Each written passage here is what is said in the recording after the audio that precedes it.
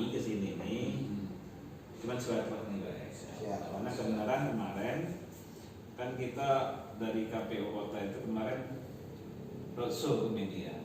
Ada lah media-media mainstream juga di Lampung. Ya kan di Lampung itu kota itu sama kota Palembang. Jadi barometer, jadi tolak ukur untuk perpolitikan lokal. Jadi memang harus kita ini, gue paham nih ya, harus bersinergi ini dengan media. Dengan ke Tribun ini dalam rangka apa? Ya sebenarnya kita visit media ya dari KPU Kota Bandar Lampung itu ke Tribun, dan Tribun ini kan karena media besar ya di Sumatera Selatan. Kita pengen juga menjalin kerjasama terutama dengan grup Tribun, di Lampung juga ada grup Tribun, dan kita sharing informasi lah apa yang bisa kita pelajari dari teman-teman Tribun dan Seribu di Palembang yang bisa kita terapkan gunanya nanti untuk kita mempersiapkan tahapan pemilihan kepala daerah di Kota Bandar Lampung. Oke, kenapa kita memilihnya di Palembang? Mungkin kan ada di tempat lain juga gitu Pak. Ya, kita ngelihat kan Seribu kan termasuk yang tertua ya. Seribu sudah itu jaringan Tribun juga, kalau nggak salah di Lampung juga kan bagian dari Tribun Sumatera Selatan.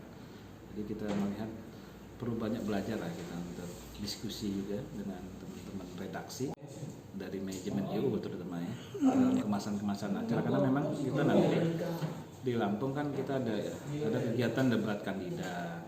Kita berharap juga dalam debat kandidat itu nanti kita menggandeng Kompas TV untuk bisa bersiaran nasional. Jadi kan Kota Bandar Lampung itu salah satu kota besar juga.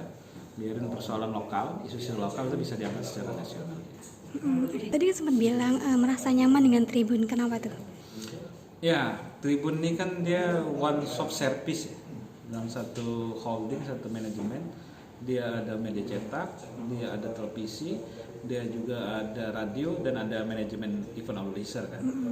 Jadi kalau kita ingin bekerjasama, ini paket hemat sih. Kalau kita bicara dengan Tribun ini, dia bisa backup dari sisi pemberitaan, dia bisa juga kerja-kerja kreatif dan juga publikasi dari media elektronik. Oke, Lampung, Bandar Lampung ya.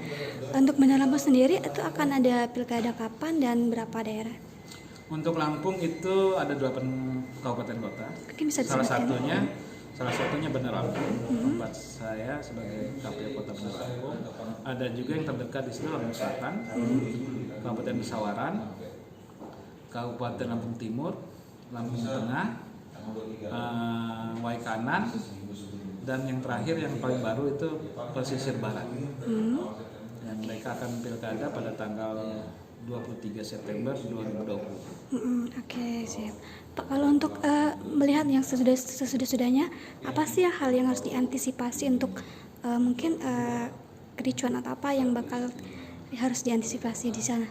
Ya memang kita ada mapping pemetaan ya. Kemungkinan kan gesekan konflik ya, antar pendukung itu cukup tinggi. Memang terutama saat masa pendaftaran pasangan calon, penetapan pasangan calon, kemudian nomor urut sampai masa puncak-puncaknya masa kampanye.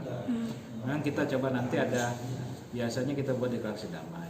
Yang kedua kita juga untuk melakukan personal approach ke masing-masing kandidat untuk bisa memberikan pemahaman bahwa pemilihan ini bukan jadi sesuatu yang menakutkan, tapi pemilihan itu mencerdaskan, mengembirakan, dan adu gagasan, dan adu program, dan menjelekan, adu domba, dan lain-lain. Jadi kita ingin memberikan pemahaman, literasi, dan edukasi baik kepada pemilih maupun para elit politiknya bahwa pilkada itu harusnya menggembirakan oleh semua pihak, karena menjadi adu gagasan, adu visi, adu misi, adu program, dan apa yang akan dilakukan dalam 5 tahun mendatang sebagai pemimpin. Kalau di Lampung sendiri berapa persen sih pemilihnya gitu untuk yang aktif ikut milih? Ya, berdasarkan daftar pemilih tetap kita ya. Kalau berdasarkan DPT terakhir pada pilkada 2015 sebelumnya, itu DPT kita kurang lebih sekitar 540 ribuan. Pada pileg 2019 itu DPT kita 638 ribu. Kalau ini tingkat partisipasi pemilih, memang nggak bisa juga apple to apple antara pilkada dengan pileg, kita agak beda. Kalau pilkada 2015 memang tingkat partisipasi Kota Bandar Lampung itu 66%, 66,8%. Nah, sementara untuk 2020 ini memang ada target nasional 77%. Tapi kita berupaya untuk bisa mendekati itu dengan kegiatan ya tadi salah satunya kita menggandeng media Tribun juga untuk kita melakukan sosialisasi, kita melakukan inovasi juga bagaimana bisa menginformasikan kepada pemilih agar mereka berpartisipasi pada pemilihan. Itu kan terbilang masih agak kurang ya partisipasi. Apa sih Pak penyebabnya? Banyak faktor ya. Kalau melihat ada karena memang satu persoalan klasik setiap pemilihan, baik itu pemilu maupun pilkada di setiap daerah, itu soal daftar pemilih tetap, daftar pemilih. Karena daftar pemilih ini kan tidak bisa dijamin 100% valid. Pasti kan ada datanya kan sangat dinamis. Itu yang pertama soal daftar pemilih yang harus kita perbaiki. Yang kedua ya tadi kita mengerjakan sosialisasi. Yang ketiga terkait dengan hak memilih gitu ya. Bahwa itu hak memilih itu kita inginkan warga itu bukan karena pilihan politiknya, bukan karena ada sesuatu juga, tapi akan ada kesadaran.